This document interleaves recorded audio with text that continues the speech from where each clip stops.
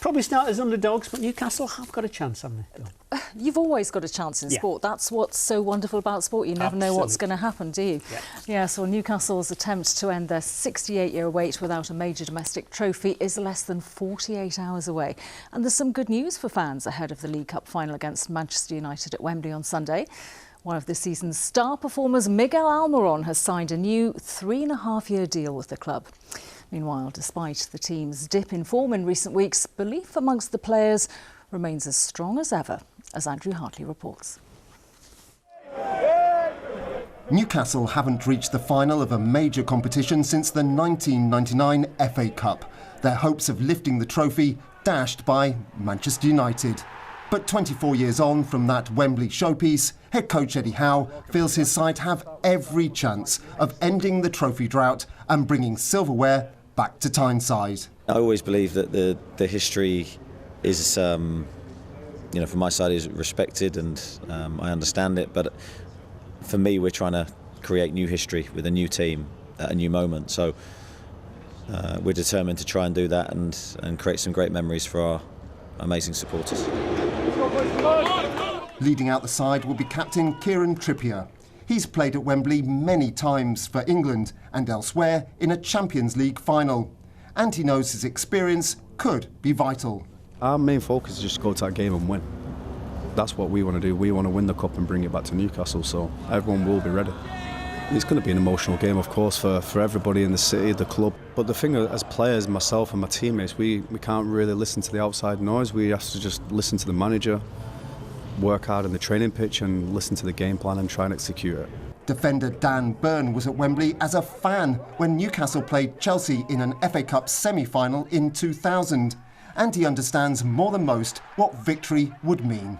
There's been a lot of teams that I grew up watching, sort of the Kevin Keegan entertainers, the Bobby Robson teams that have getting to this stage but maybe just couldn't quite get over that line. So to have the opportunity to do it on Sunday, I do feel very lucky. Another local lad almost certain to start on Sunday is midfielder Sean Longstaff. There's a Wembley group chat and they're buzzing in that all the time, so I've had to put that on mute a couple of times, and you don't want to see that popping up all the time, but like I said, I try and keep it as similar as possible. And it's something I'm trying not to think about because you don't want to be burnt out by the time you get to the game, but on the other hand, how do you not think about it? It's such a big game and the biggest game for the last how many years. Despite Newcastle's recent dip in form, there's every reason to believe that a few ghosts that lie around this place will be laid to rest on Sunday. Newcastle still have the best defence in the Premier League and a spirit and belief that is second to none. Destiny awaits. Andrew Hartley, BBC Look North, St James's Park. Well, Magpies legend Alan Shearer knows all about reaching cup finals with Newcastle and coming off second best. Twice in the late 1990s, the striker had to climb the Wembley steps to collect an FA Cup runners-up medal, and he'll never forget it. He'd even sacrificed a potential Champions League spot to see Eddie Howe's team lift the League Cup on Sunday. Give me the trophy. I would gladly finish mid-table if Newcastle won a trophy. I mean, it's been far too long. 1969.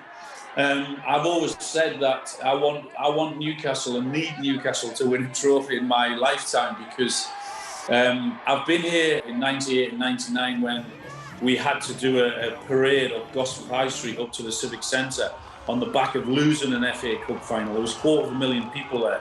It was pretty embarrassing for us. So you can imagine the reaction if Newcastle came back with the trophy. And I want to see that, and I want to win it. So give me a trophy any day, all day.